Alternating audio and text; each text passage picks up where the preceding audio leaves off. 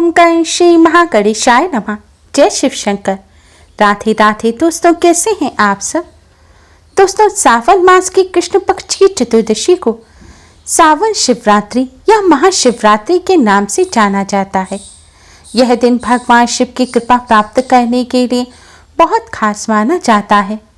मान्यता के अनुसार सावन शिवरात्रि के दिन भगवान शिव का पूजन करने और व्रत करने से सुख समृद्धि में वृद्धि होती है, घर परिवार में खुशियां आती हैं और आरोग्य की प्राप्ति होती है।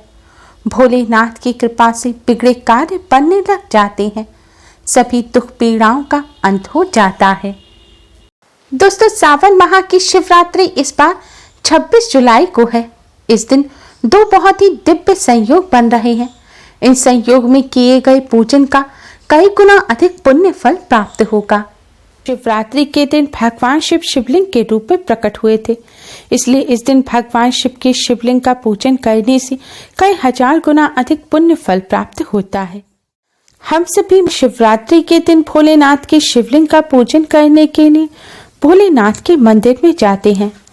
जल, धतूरा, बेलपत्र इत्यादि चढ़ाकर भोलेनाथ का पूजन करते हैं। लेकिन दोस्तों, क्या आप जानते हैं, शास्त्रों में एक ऐसी चीज के बारे में बताया गया है जिसे अगर आप इस पावन दिन भगवान शिव के मंदिर से अपने घर ले आते हैं तो इससे आपको भोलेनाथ की असीम कृपा प्राप्त होगी। शिवरात्रि के पर्व पर भोलेनाथ के भक्त अगर इस चीज को अपने घर ले आते हैं तो उन पर पूरे साल भर भोलेनाथ की कृपा बनी रहती है। भोलेनाथ की कृपा से घर पर कोई संकट नहीं आता। भोलेनाथ अपने भक्तों के सभी कष्टों को दूर कर धन धान्य सुख समृद्धि का आशीर्वाद देते हैं और घर में धन की कोई कमी नहीं रहती। भगवान शिव मां पार्वती के साथ ही धन की देवी मां लक्ष्मी की कृपा से धन संबंधी समस्याएं भी दूर हो जाती हैं और घर में सुख समृद्धि का वास होता है। भोलेनाथ की कृपा से सभी मनोकामनाएं भी पूरी हो जाती हैं। तो आइए दोस्तों, जानते हैं ऐसी कौन सी चीज है जिन्हें आज के दिन भगवान शिव के मंदिर से अपने घर अवश्य ही ले आना चाहिए। दोस्तों, भगवान शिव की कृपा प्राप्त करने के लिए कमेंट बॉक्स में जय शिव शंकर, जय भोलेनाथ जरूर लिखें। दोस्तों, जैसा कि हम सभी जानते हैं, बेलपत्र भगवान शिव को अत्यधिक प्रिय है। बेलपत्र के बिना भोलेनाथ का पूजन अधूरा रहता है। स्कंद पुराण शिव पुराण के अनुसार बेलपत्र को मां पार्वती का रूप माना जाता है और बेलपत्र के मूल में सभी तीर्थों का वास होता है। पौराणिक कथाओं के अनुसार भगवान शिव को बेलपत्र चढ़ाने से मां लक्ष्मी प्रसन्न होती हैं।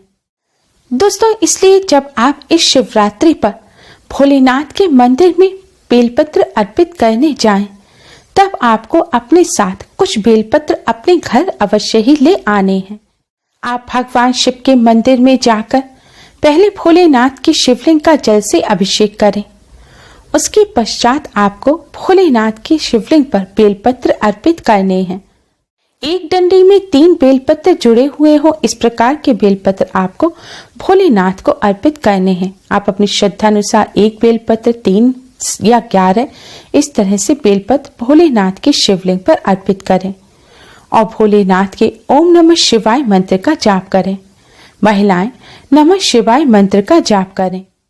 इस तरह पूजन करने के पश्चात दोस्तों, आपको भोलेनाथ की शिवलिंग पर पहले से चढ़े हुए जो बेलपत्र हैं, जिन्हें थोड़ी थोड़ी देर पर शिवलिंग पर से उतारकर साइड में रख दिया जाता है, उन बेलपत्र में से आपको 3 बेलपत्र अपने घर लेकर आने हैं। बेलपत्र लाते समय ध्यान रखें, बेलपत्र साबुत होने चाहिए, कटे फटे ना हो। एक डंडी में जो 3 बेलपत्र जुड़े हुए हो, ऐसा एक बेलपत्र माना जाता है। इस प्रकार से आपको 3 बेलपत्र लेने हैं। इन 3 बेलपत्र को हाथ में लेकर भोलेनाथ को प्रणाम करें और अपने सभी कष्ट, दुख, दरिद्रता को दूर करने की प्रार्थना करें। इस तरह प्रार्थना करने के पश्चात दोस्तों, अब आप इन बेलपत्र को अपने घर ले आएं। फिर इन्हें एक प्लेट में रखें और अपने मंदिर के सामने बैठ जाएं और फिर इन बेलपत्र पर आपको चंदन से ओम लिखना है। बेलपत्र के हर पत्ते पर आपको ओम लिखना है।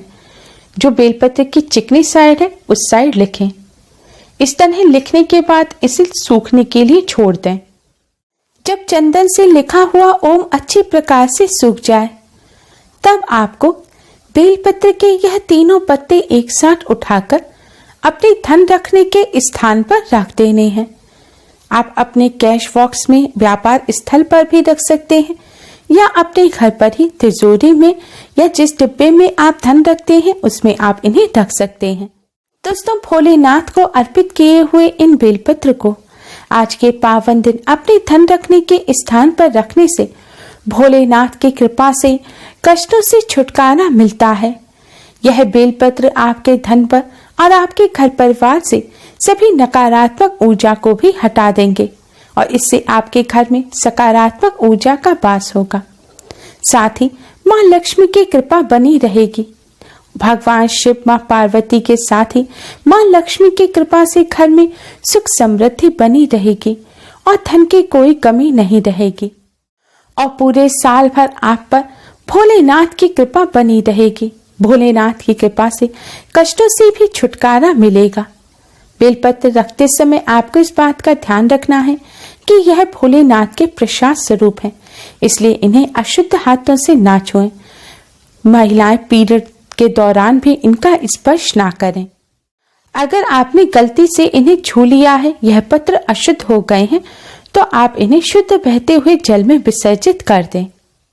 दोस्तों, बेलपत्र के अलावा आप जल को भी भगवान शिव के मंदिर से अपने घर अवश्य ही लाएं। आपको वह जल अपने घर लाना है जो शिवलिंग पर से गिर रहा हो।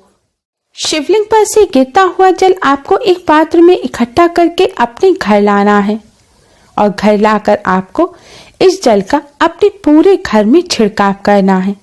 आप इस जल का अपने किचन में, अपने बेडरूम में, लिविंग रूम में, खासकर अपने घर के दरवाजे और खिड़कियों पर अवश्य ही छिड़काव करें। लेकिन ध्यान रखें, अशुद्ध स्थान जैसे कि कचरा रखने का स्थान है और टॉयलेट है, उस जगह आपको इस जल का छिड़काव नहीं करना है। आप इस जल का उस जगह भी अवश्य ही छिड़काव करें जहां आप कम आते जाते हैं, जैसे कि स्टोर रूम होता है, जहां अंधेरा रहता है, जहां सूरज की रोशनी नहीं पहुंच पाती।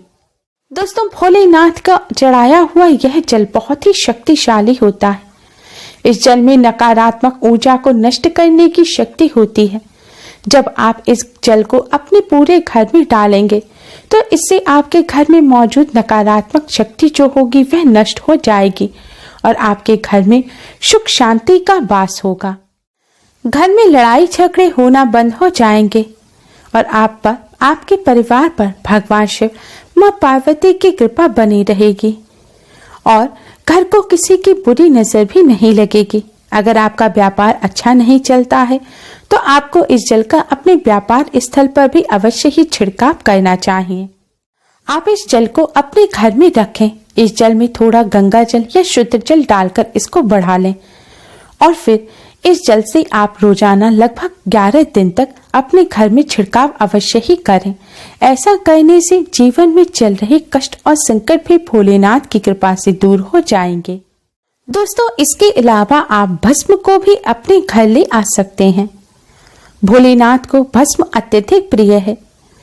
भोलेनाथ की शिवलिंग पर चढ़ी हुई भस्म को अगर आप चांदी के तावीज में भरकर गले में धारण करेंगे तो इससे भोलेनाथ की कृपा से आप सभी तांत्रिक क्रियाओं से भी बचे रहेंगे और आपको कोई भी ऊपरी परेशानी परेशान नहीं कर पाएगी। नकारात्मक ऊर्जा आपको छू भी नहीं पाएगी।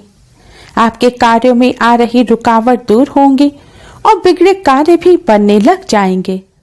इस भस्म को अपने घर में रखने से भोलेनाथ की कृपा से जीवन के सभी संकटों का नाश हो जाता है और घर परिवार में सुख समृद्धि में वृद्धि होती है। घर की आर्थिक स्थिति भी मजबूत होती है। आप इस भस्म को एक डिब्बी में भरकर अपने मंदिर में भोलेनाथ के पास भी रख सकते हैं या फिर आप अपने घर पर इसे साफ स्थान पर या धन रखने के स्थान पर भी रख सकते हैं। ऐसा करने से भोलेनाथ की कृपा से कष्टों से छुटकारा मिलता है और घर में सुख समृद्धि आती है। दोस्तों, भोलेनाथ की शिवलिंग पर से बेलपत्र, जल और भस्म के अलावा आपको कोई भी चीज अपने घर नहीं लानी चाहिए। अधिकतर लोग शिवलिंग पर चढ़े हुए प्रसाद को ग्रहण करते हैं, जैसे शिवलिंग पर फल इत्यादि चढ़े होते हैं उसे मंदिर में प्रसाद के रूप में दिया जाता है या लोग खुद से ले आते हैं, लेकिन आप ऐसी गलती भूलकर भी ना करें। भगवान शिव पर चढ़ा हुआ प्रसाद खाने से पापों का नाश होता है, लेकिन शिवलिंग पर चढ़ा हुआ प्रसाद चंडेश्वर का अंश माना जाता है।